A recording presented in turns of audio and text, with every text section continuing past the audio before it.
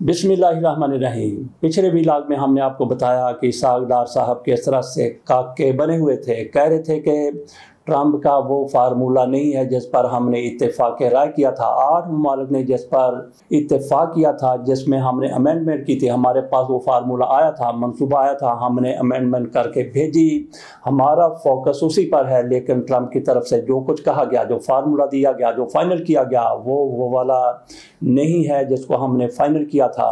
तो फिर क्या वो फार्मूला ख़त्म हो जाएगा? दरअसल इनको मसला ये था कि अब चूँकि बहुत ज़्यादा एहतजाज होने लगा है आलमी सतह पर भी, पाकिस्तान में भी, तो ये उससे फिर गए और सारे का सारा मलबा इन्होंने डालने की कोशिश की ट्रंप पर। अब देखते हैं कि ट्रंप साहब की तरफ से इस पर क्या जवाब आता है, क्योंकि वो कभी उधार नहीं रखते, फौरी तौर पर हर किसी को अपना उधार चुका देते हैं। इंतज़ार करना है कि ट्रंप साहब इस हवाले से क्या कहते हैं। लेकिन ट्रंप साहब ने इस हवाले से तो कुछ नहीं कहा, लेकिन उन्होंने गज़ा वालों को जो धमकियाँ दी हैं, हमास के बारे में जो कुछ कहा है, जो फ़लस्तीनियों के बारे में कहा है, उन्होंने टाइम दिया हमास को कि 24 घंटे उसके बाद तुम्हारी तबाही का सिलसिला शुरू हो जाएगा। मैं आपके सामने रखता हूँ ट्रंप के अल्फाज क्या हैं। इंतहाई खौफनाक उनके अल्फाज हैं जो उन्होंने इस्तेमाल किए हैं। वो कहते हैं, बेगुनाह फ़लस्तीनी गज़ा खाली कर दें, हमास कल शाम तक मुआहिदा करे वरना सब मारे जाएंगे।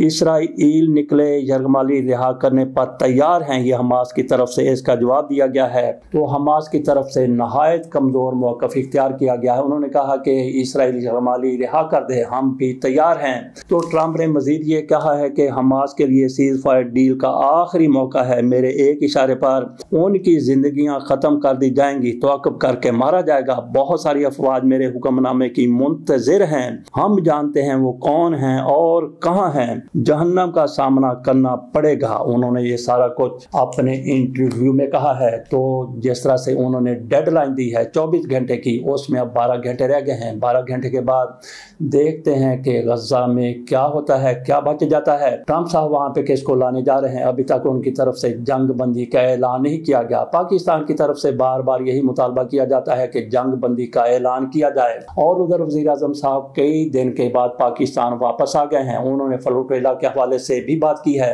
उन्होंने एक मरतबा फिर कहा है, अपने ट्वीट में भी उन्होंने कहा है और अपने बयान में भी उन्होंने कहा है कि मुश्ताक साहब और उनके साथ जो दीगर लोग हैं, वो 4-5 हैं, उनको फौरी तौर पर रिहा किया जाए। वो मुतालबा कर रहे हैं कि इन लोगों को रिहा किया जाए। ये शहबाज शरीफ साहब की तरफ से मुतालबा किया गया है। इस हवाले से ज़्यादा तफसील के साथ पिछले व्लॉग में हम बात कर चुके हैं। अब चलते हैं दीगर कुछ और खबरों की तरफ। पहले कराची चलते हैं, वहाँ से इंतहाई ज़्यादा अफसोसनाक खबर ये है, तारक मतीन साहब जो एंकर भी हैं, यूट्यूबर भी हैं, सहाफ़ी हैं, उनके बेटे की रिहलत हो गई है, उनके बेटे का इंतकाल हो गया है। इंतहाई ज़्यादा अफसोसनाक ये मामला है। अल्लाह ताला उनके बेटे को जवारे रहमत में जगह दे। उसके बारे में ये कहा जाता है कि मुस्तफ़ा, तारक मुस्तफ़ा उनका नाम है, 16 साल उनकी उम्र है। 3 साल पहले वो जिगर के कैंसर में मुब्तला हुए और ये इनके अकलौते बेटे हैं। अंदाज़ा कीजिए कि उनको कितना ज़्यादा गम होगा, कितना ज़्यादा दुख होगा। उनके दुख में हम भी शामिल हैं, हम भी शरीक हैं। और उनके साथ एक और मामला ये भी हो गया, वो भी इंतहाई ज़्यादा अफसोसनाक है। अफसोसनाक ही नहीं बल्कि बहुत ज़्यादा शर्मनाक भी है, क्योंकि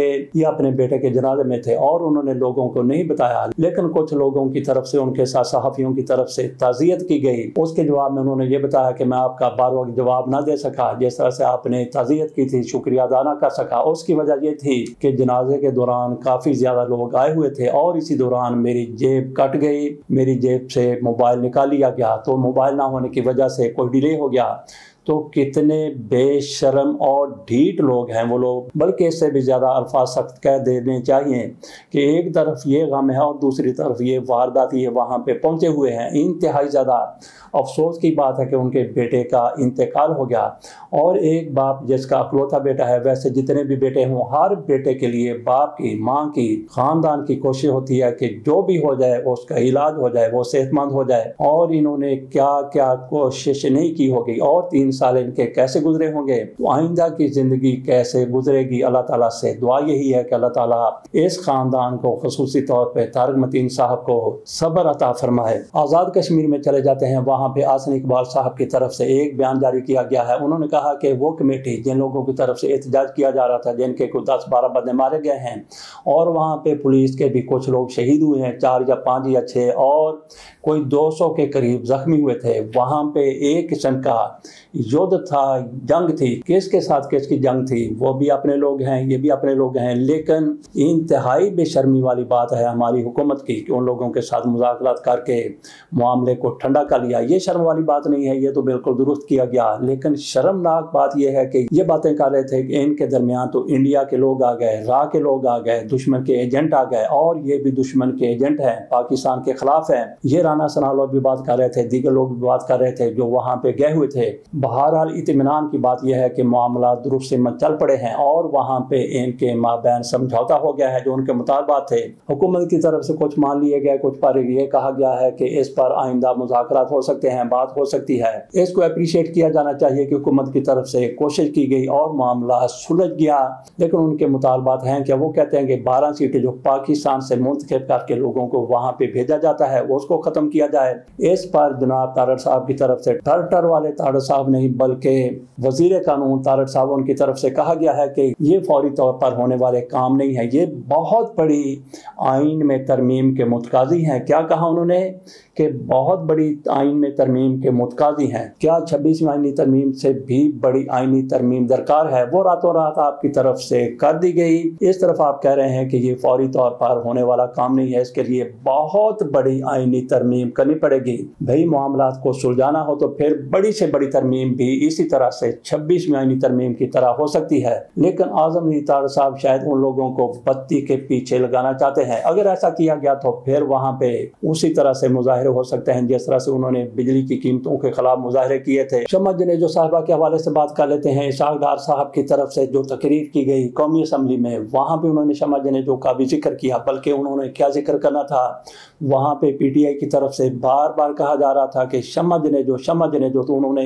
गुस्से में आकर कहा कि क्या शम्मा जनेजो, शम्मा की बात कर रहे हो, शम्मा की बात कर रहे हो, लेकिन परवाने की बात नहीं करते। बल्कि उन्होंने कहा कि शम्मा की बात कर रहे हो, खंबे की बात तो कोई नहीं करता। तो खंबा कौन है? क्या ये खंबा है या फिर ख्वाजा आसफ साहब खंबे हैं?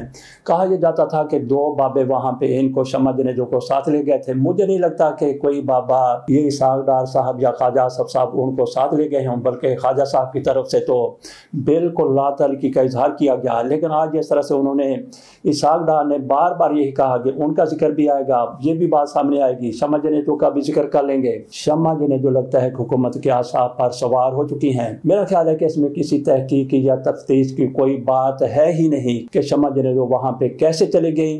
शम्मा जनेजो की तरफ से खुद कहा गया है कि वज़ीर आज़म के साथ मैं गई थी, मैं उनकी स्पीच राइटर हूँ, मैं उनके लिए काम कर रही हूँ, पहले भी काम कर रही थी, आज भी काम कर रही हूँ। उनकी तरफ से अब कह दिया गया कि वज़ीर आज़म साहब मुझे साथ ले गए हैं, तो फिर किस तहकीक की ज़रूरत रह जाती है? वो चली गई, लेकिन हुकूमत के आसाब पर इस तरह से सवार हुई है कि हर कोई उनसे लातल्की का इजहार कर रहा है, सिर्फ इसलिए कर रहा है कि क्योंकि उनका पुराना स्टांस है कि इसराइल को तस्लीम किया जाए। उन्होंने एक मौके पर यह भी कह दिया था कि याहू अगर मुझे मिल जाए तो मैं उनके साथ तस्वीर बनाऊंगी, सेल्फी बनवाऊंगी। इसलिए इन लोगों की तरफ से उनसे लातल्की का इजहार किया जा रहा है। हालांकि जो दोनों एक ही पेज पर थे, एक पेज पर तो वैसे भी हैं क्योंकि वो भी हुकूमत के साथ हैं, इनके साथ वहां भी चली गई। एक पेज पर इस तरह से थे कि ये भी इसराइल को तैयार करने की तरफ जा रहे थे, पेशरफ्त हो रही थी। लेकिन जब शदीद एहतजाज सामने आया लोगों की तरफ से, मौलाना फजल रहमान की तरफ से और ट्रंप के फार्मूले पर, तो फिर ये थोड़ा सा पसपाई इख्तियार करने पर मजबूर हो गए। तो इसलिए शम्मा जनेजो से भी थोड़ी सी लातल्की का इजहार कर रहे हैं। इसके साथ इजाजत दीजिए, अल्लाह हाफिज।